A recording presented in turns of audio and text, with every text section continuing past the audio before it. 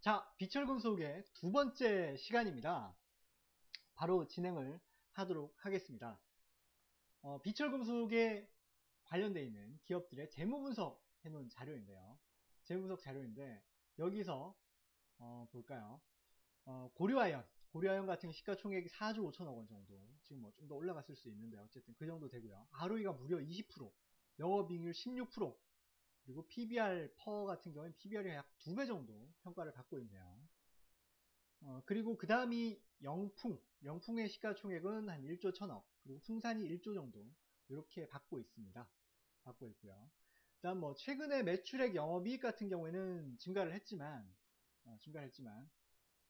볼까요? 최근에 영풍, 매출액 영업이익, 그리고 뭐 고려아연도 마찬가지고요. 증가를 했지만 풍산도 마찬가지고요. 어쨌든 순이익은 최근에 조금 이번 분기에는 조금 깨지는 모습이 있었습니다. 전년 동기 대비로 봤을 때. 그리고 서원하고 대창을 한번 볼까요? 서원하고 대창이 뭐 PBR은 1배, 0.8배 정도 뭐 그냥 무난한 정도인데 퍼가 상대적으로 굉장히 좀 싸 보입니다. 그리고 ROE 같은 경우는 뭐 서원은 뭐 40% 가까이 육박을 하네요. 그래서 엄청난 어떤 그 ROE 요걸 보여주고 있습니다. 자, 그리고 자 이제 각자 그런 부분을 확인을 해보겠는데요. 첫 번째 고려아연하고 풍산 쪽입니다.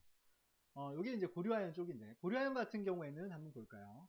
일단 고려아연은 영풍이라는 회사의 자회사로 국내 아연 시장의 50% 정도 가지고 있고요.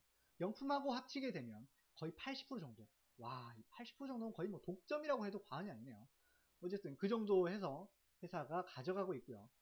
정광업체, 이 그 아연을 생산해서 넘겨주는 업체들이 보장을 해주는 TC라고 하는 재련 수수료의 어떤 수익이 일부 있고요. 첫 번째는 재련 수수료, 두 번째는 원재료에서 뽑아내는 프리메탈 게인.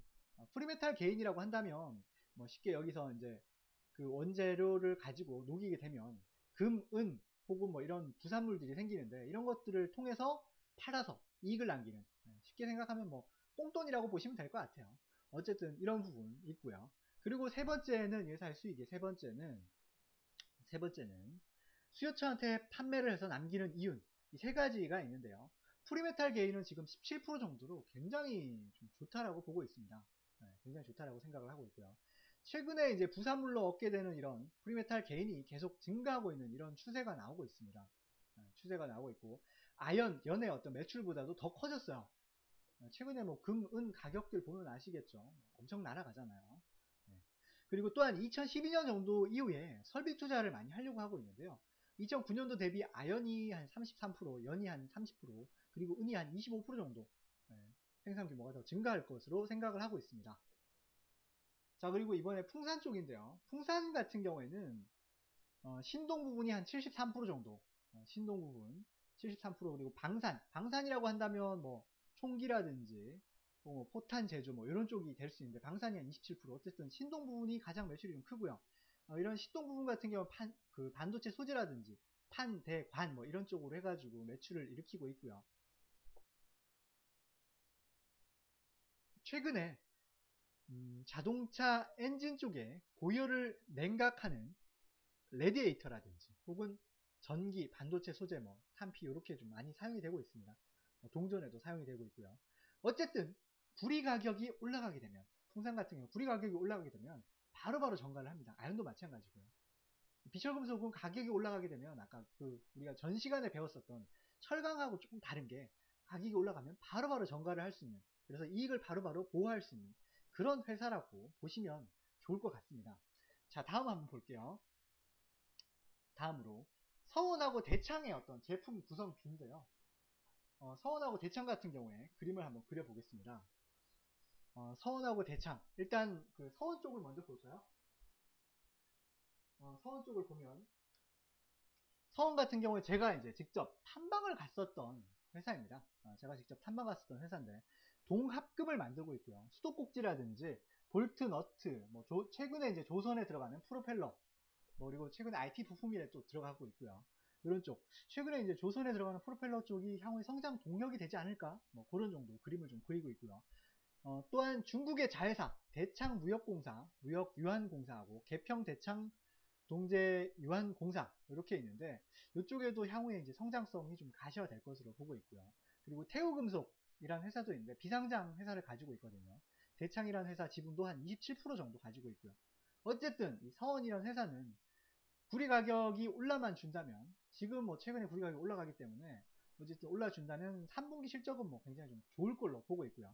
환율 같은 경우에도 1100원대 정도, 오늘 보니까 1180원 정도대 하고 있는 것 같은데, 어쨌든 그 정도만 있어 준다면 실적은 원래 뭐 한 2, 300억 정도 보고 있긴 한데, 2분기 때는 실적이 좀 별로 좋지 않았지만 어쨌든 3분기 때는 굉장히 좀 업사이드가 강하게 나올 수도 있지 않겠나, 그렇게 좀 생각을 하고 관심을 가지고 있습니다. 자, 그리고 그 다음으로 대창, 대창을 한번 보겠습니다. 이 대창 같은 경우는 서원의 아들 회사, 자회사라고 생각하시면 될 것 같고요. 황동봉을 납품을 하고 있는데 전기전자의 소재로 좀 들어가고 있습니다. 또한 기초원재료 같은 경우 황동고철, 그 스크랩이라고 하는 고철을 사용하고 있는데요. 이 스크랩을 가지고 서원하고 대창, 스크랩을 가지고 만들고 있고, 풍산 같은 경우에는 순수동을 가지고 만들고 있습니다. 그게 이제 차이점이라고 생각하시면 될 것 같고, 어쨌든 이 황동 고철을 같이 이제 사용하고 있는데, 향후에 이제 구리 가격의 연동에 따라서 향후에 뭐 주가나 이런 것들이 굉장히 좀 달라질 수 있다라고 좀 생각할 수 있고요. 어쨌든 구리 같은 경우 제가 아까도 말씀드렸지만 산업의 어떤 그 시황 자체가 다른 원자재보다는 조금 더 좋은 어떤 그림이 그려지는 것 같습니다. 자, 그리고 마지막으로 살바도르 아옌데라는 분이 계십니다. 자, 이분은 어떤 분이냐? 이분은 칠레 예전에 그 대통령이 되셨던 분이시고요. 1970년도에 인민연합 대통령이 되십니다. 예. 그리고 세계 최초의 선거에 의한 사회주의 정권이라는 것도 의미가 있고요. 그리고 우리가 혹시 기억나시나요? 9.11, 9.11 여기 1973년 9월 11일 날 이 대통령님께서 사망을 하게 되는 그런 사건이 생깁니다. 우리가 알고 있는 9.11 같은 경우 어때요? 9.11 테러 예전에 그걸로 알고 있지만 칠레의 9.11은 그 전에 있었던 칠레의 9.11은 다른 의미가 있다라고 합니다. 어떤 의미가 있는지 우리 한번 보겠습니다. 아헨테 정부 같은 경우에는 미국 중심의 다국적 기업이 소유했던 구리광산의 독점권을 국유화를 하게 됩니다. 독점권을 국유화하게 되고, 이에 미국의 어떤 국가안보회의라든지 이런 쪽에서 칠레를 굉장히 좀 안 좋게 생각을 하게 되겠죠. 자기들이 가지고 있는 독점권을 뺏기게 되는, 국유화를 하게 되면서 뺏기게 되기 때문에. 그래서 어떻게 하면 이 구리의 독점권을 가져올 수 있을까, 이런 연구를 하게 되면서 첫 번째는 경제에 어떤 타격을 주고자 하게 되는 어떤 그런 부분이 있었고, 두 번째는 군부의 쿠데타를 도왔다라는 그런 얘기들이 있습니다. 이거는 미국 내 비축하고 있던 구리를, 미국 내 비축하고 있던 구리를 국제시장에 확 쏟아버리는 이런 것을 통해서 구리 가격이 한 15% 정도 하락을 했었고요. 또한 칠레 대외 차관을 봉쇄하고 칠레 수출돼야 할 어떤 산업 장비라든지 의약품을 중지시키고 거의 뭐 칠레 산업 자체가 고사 직전까지 가게 됩니다. 그 결과 1974년도에는 300%라는 인플레, 300%의 인플레를 맞이하게 되었고요. 그리고 자본가들하고 야당 쪽에서는 대통령의 발목을 잡으려고 그렇게 많이 했었습니다. 또한 군부 쿠데타는 1973년 9월 11일, 굉장히 참 역사적인 날인데요. 어쨌든 이날 터지게 되고, 그날 이후로 일주일간 3만 명의 대량 학살, 그리고 그 외 사망자 3,000명, 실종자 1,000명, 고문 불구자 10만 명, 국외 추방자 100만 명 정도.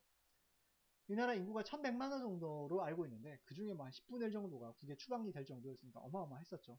그래서 군부가 실권을 잡고 난 이후에 약 17년간 수많은 칠레 국민들이 고통과 신음을 받았다라고 합니다. 이 군부 쿠데타 이후로 다시 구리광산의 독점권은 보장이 되었고요. 그래서 국제 자본 세력들이 정말 무섭구나 라는 그런 생각을 또 하게 되었습니다. 그리고 짐 로저스가 이런 말을 했었습니다.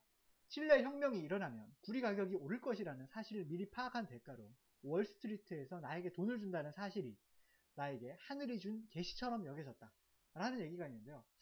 짐 로저스 같은 이런 사건으로 인해서 돈을 많이 벌었었겠지만 칠레 국민들하고 민중들 같은 경우 이런 쿠데타로 인해서 엄청난 고통에 시달리게 되었다라는 어떤 그런 얘기가 있습니다. 그래서 제가 이제 얻었던 결론은 나라가 힘이 있어야 하고, 그리고 민중은 깨어야 한다 라는 어떤 저 나름의 그런 결론을 얻게 되었습니다. 자, 이상으로 비철금속 산업에 대한 그림을 마무리를 짓도록 하겠습니다. 감사합니다.